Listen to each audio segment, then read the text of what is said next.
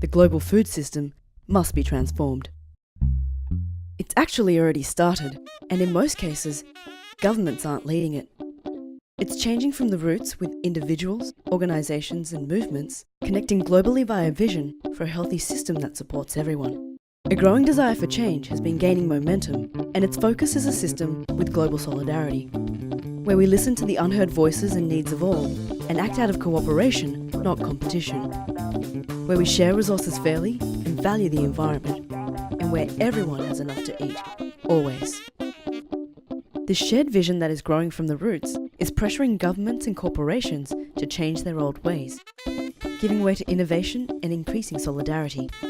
Consumers are putting pressure on companies to shift to ethical and sustainable practices.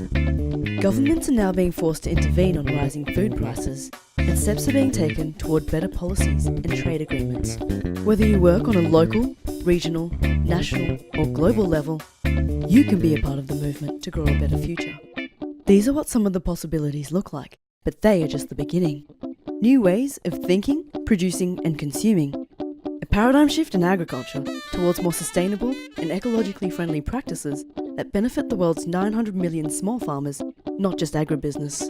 We don't just focus on crop yields, we focus on quality and distribution, better waste management, sustainable consumption and green consumerism.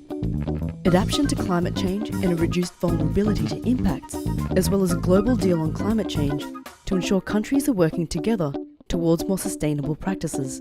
We preserve our resources and share them fairly. We take action on trade agreements. We regulate banks and reform bad policies. We support small-scale, environmentally friendly production methods based on local knowledge.